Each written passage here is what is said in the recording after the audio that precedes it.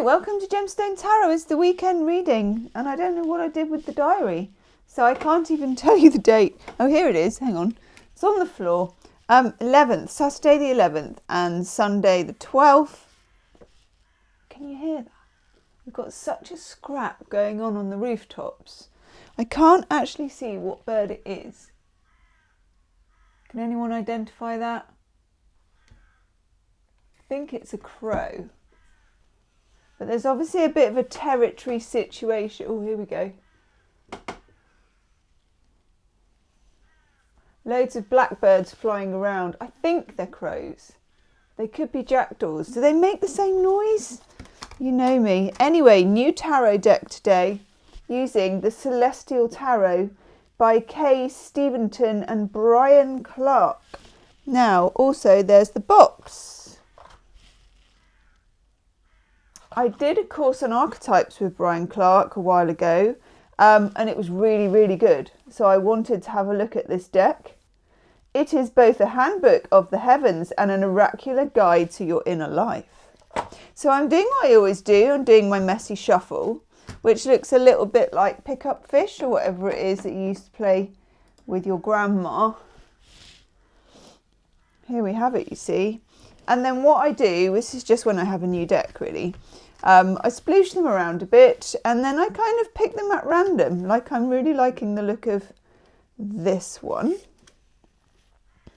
Ooh. Starting off with the King of Swords, people. And then we'll go on like that. So I'm gonna, I want the one that's underneath that one.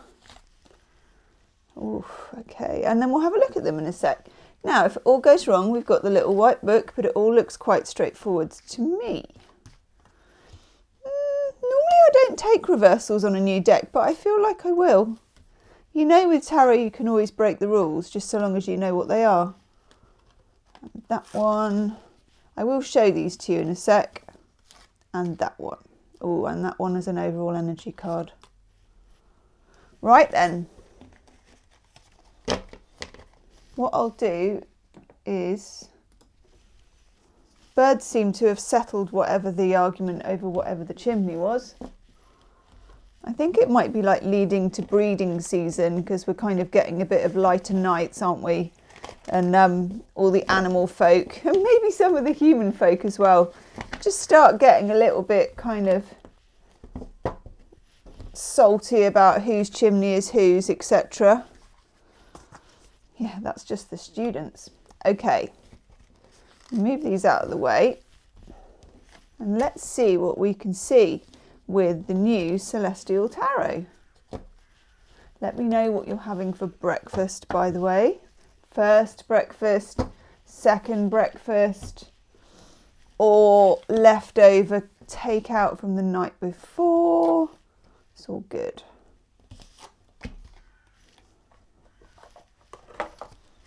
Right. Can we fit all these in? I think we can. Let's have a little looky-see. Oh, nice. Sideways. Whatever I do, I seem to be sideways at the moment, as the actress said to the bishop. I'm not sure I'm going to push that too far because I have a feeling I need to get the boy to adjust the camera thingy. Otherwise, we'll end up with a camera on the floor. Right.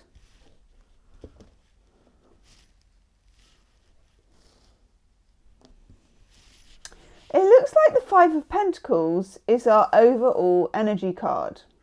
Okay. Now, I think here it's saying Mercury in Taurus. See, I've always had it down as Saturn in Taurus, but not entirely different aspects, to be honest with you. So, and I don't know what Eridanus is, which is very exciting. Do any of you know what Eridanus is? I should know because I have a feeling, or Eridanus, that it's something to do with Greek mythology as well. Let me just have a quick looky-see. Known as the River of Many Tears. Oh, lovely. Eridanus is the celestial river many cultures claimed as their own, but for the Greeks it was the river Apollo placed in the constellations. I've got a degree in classics. I've never heard of it. What was I doing? It must be one of those times when I'd get about 2 hours sleep and then rock up really late. I know. The worst time, isn't it, at that age to be learning? So it was the river that Apollo placed in the constellations as a celestial remembrance for his son Phaethon, who fell from the sky while attempting to drive the chariot of the sun across the heavens. Desperately needing to prove his paternity, Phaethon became inflated by the idea that he too could master the solar chariot. The Five of Pentacles may also foreshadow a loss through mishandling inheritance, resources or talents. I've never heard of that. Psychologically, the cards suggest the need to repair a sense of self-esteem. Okay. 5 in tarot, as we know, is a kind of what I would call, when you're thinking of numbers, it's a bit of an upset number. It's a bit of it can be an intruder to a situation. It can just be a bit unsettling. And if we take out the whole Eridanus, river of tears in the celestial heavens, although I rather do like the idea of it, we have this whole Mercury in Taurus or Saturn in Taurus, and Taurus being a fixed earth sign, okay, and Pentacles, of course, being earth. You can see that something that was fixed, or as Shakespeare would call it, an ever-fixed mark. Something that was fixed, maybe financial, that's why he's talking about inheritance and things like that. But it doesn't have to be financial, it can be just the way you thought things were. It's just like bird jungle out here. It can be territory, like the birds arguing over the chimney pots, or just a sense of feeling like things should be this way, whether you're comfortable with them or not. And yet this is an interrupter. Okay, so let's have a look at some of the other cards that we've got, and hopefully I'll know most of them. I think I do, all except one. Peppermint and licorice tea today with the old tea pegs. And nice mug, love this mug. I can show it to you. Toucans from me mum, one birthday a while ago. Okay, so very much in keeping with this, we've got the Hermit. Isn't that gorgeous? Virgo energy, we know this with the Hermit. And also, see, this one's got Mercury on as well. Mercury in Virgo, perhaps. But Virgo, Mercury in Virgo, thinking like a Virgo, operating like a Virgo. The Virgo takes care of things as well, like thoughts, like the garden, like money. It's a mutable sign. It feels very much like we're taking massive stock this weekend of who we are and where we live and what we do and what we take care of and how we spend our money and how we save our money. This is a topic that's happening on the macro as well as the micro. Care systems, financial, everything has the finances behind it. How do we look after people? How do we look after the elderly, the young, education? All of that sort of thing is up for grabs and being disrupted around the world at the moment in a lot of flux. And this is also happening on your personal level because it trickles down. Everybody thinks about, where am I at with this situation? Where am I at in the whole scheme of things? Okay, as we're tucking in to our second breakfast. I'm at my second breakfast. That's not a bad place to be, is it? Okay, and then here we've got this rather nice King of Swords. Look at this, with cardinal air on the top. And again, cardinal air, where's my voice going? Cardinal air is Libra. So that's why we've got the scales and we've got the sword. But also for me, the King of Swords is Gemini and Aquarius as well. I don't often argue with the tarot deck, but I'm going to a little bit because I feel quite strongly about it, as far as I feel strongly about anything. So cardinal air, making the decisions. That's what the King of Swords does. King of Swords may be a bit cold, may a bit this, that and the other, have a bit of a bad reputation. But King and Queen of Swords, oh God almighty, I can't get things straight. makes a decision and comes down whoosh, like this. So we've got to make some decisions about where we live, who we are, where we're at, how we feel comfortable, and whether we should feel comfortable, what things we're going to give up and what things we still need in our lives to be okay. And then in the middle, very, very nicely, we've got the Six of Wands here, or Corvus. Show you that one. Oh God. Well, isn't that weird? Because there's loads of them flying around by the looks of it. So, which bird is this? How can I, on one small camping table, lose the white book while I'm talking to you? Okay, let's look up the Six of Wands because I just want to see. This is an interesting deck, isn't it? I rather like it. Let me know what you think so far. Obviously, we're only just having a little looky-see. But I think it's got some welly. It's got some depth. Right, Six of Wands. Corvus the Crow. Isn't that weird? Or not? Okay, we got Leo energy here. Mars in Leo. Of course, for me, that's the Seven of Wands, but each to their own. Corvus the Crow, along with Hydra and Crater, form a trinity of constellations linked throughout oh my God, I can't speak, antiquity. In celestial tarot, they're associated through rulership of the three decans of Leo. Oh, I like this. The stages of the heroic quest. Sacred to Apollo, the raven was a messenger of the gods and signified prophecy. Corvus heralds news of an advancement or recognition as the quest, the creative project or the job reaches its conscious goal. Crows are also known as negative tricksters. Therefore, Corvus cautions us against false praise and envy, which also accompanies the victory. Woof! They're not just going to let us have winner chicken dinner, are they? Or vegan alternative. It's all ravens and crows. It's like an episode of Game of Thrones. I love this. Right, okay. So here is how you win in the middle. With all of our birds fighting in the backdrop. It's becoming a bit of a scene. Okay, and then we have two cards in the reverse as well. We've got Argo, which is from Jason and the Argonauts. That's the ship, I think, that they went in. Isn't that gorgeous? But it's in the reverse. And this is about, for me, has it got any astrology written on there? Yes, it has. Neptune in Cancer. Well, it has Neptune and it has Cancer on it.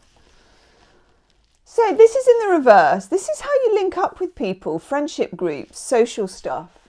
WhatsApp groups, however the modern equivalent of this is these days. This feels very much like you're going it alone a little bit here, okay? And that's no bad thing. And we have the Queen of Cups here, Scorpio energy, fixed water, also in the reverse. Now, fixed water can be a tricky thing. It can be a bit of a battle because obviously it's not easy to fix water. And I would argue, and do let me know in the comment section, it's not that easy to be a Scorpio either in this world. So, Scorpios can make difficult emotional decisions. They are the one water sign, I think, and again, leave me a comment. I'm a water sign, but I'm not a Scorpio. I feel like because you've got Mars as well with Scorpio and you're the fixed water sign, you can push emotional decisions forward even when it hurts. Whereas the other two water signs find that more difficult. Anyway, there's going to be a bit of a pinch here, but it's going to be worth it. You're going to have to prioritise with Eridanus and the Five of Pentacles, what's in, what's out, what counts, what doesn't, and your comfort zones. We can't live without any comfort zones. It becomes, well, the Hermit does try to do this, you know, in this whole eschewing the basket of fruit and the bosom and all that sort of stuff. And I'm living in my cave with my sackcloth. But at the same time, I feel like we choose certain levels of comfort over others. Choose the ones that are helping you to win. And this includes people in your life as well. King of Swords. Swing. Also, it's a bit Wayne's World, isn't it? When we have the Queen of Cups in reverse, it's one of the few times that you don't necessarily run on intuition. You do run on rationality. I mean, it's not like intuition's utterly irrational, so I don't really want to say that. But I'd say you're letting your head rule, okay? And then enter the fray of Uranus.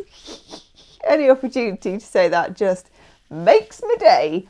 Okay, Uranus, the Fool. Yes. So we've got Aquarius, because Aquarius, one of the rulers is Uranus. And I think that means it's an air sign. I never get the whole triangle business. And I don't really agree with that entirely. I'd say it was celestial though. So we've got Uranus and the Fool. And of course we know that this is literally like the trump card. It's like a joker. Anything can happen with this card. And this is the stuff we can't control. And something's happening, isn't it? I don't know. Something's happening with Uranus. I think, no, it's Pluto, isn't it? Pluto's going into Aquarius later on. Uranus is in Taurus, isn't it? Yeah, Pluto enters Aquarius. This is notable. I know it's not Pluto, this card, but it is notable. For some unknown reason, mark it in your diary, 23rd, okay? 23rd of March. Something unexpected. And we don't know. And we got the Six of Wands, so we're very pleased to have that, even though he's like Game of Thrones it up and made it a little bit, I actually think, given it a lot of depth. There is a winning element to this, but you do need to trim the fat, okay? We got there in the end. Check out the other videos that are out at the moment. We have the March overview. We have folk lady dancing. We have pick a card. How do they feel about you? New one of those with my new, my new red pot. I used this. How gorgeous is this? I have the matching cup as well. I know. Can never get the sticker off the bottom though, can you? Why do they do that? I mean, for God's sake, this is Le Creuset. You know, if you're going to fork out and get Le Creuset, it was a gift actually, but do you put these stupid stickers on so that even when you scrub it, they don't come off? There you go, there's my sticker moan. So yes, I did this, and I had some beautiful objects that I picked up from antique centres, and I've used those, and I'm going to be doing some more of those with different objects that I've picked up from antique centres. Birds flying everywhere. So leave me a comment, watch the videos, do hit the like if you like this, it helps the algorithm, and also tell me what you had for second breakfast. I'll see you soon. Namaste.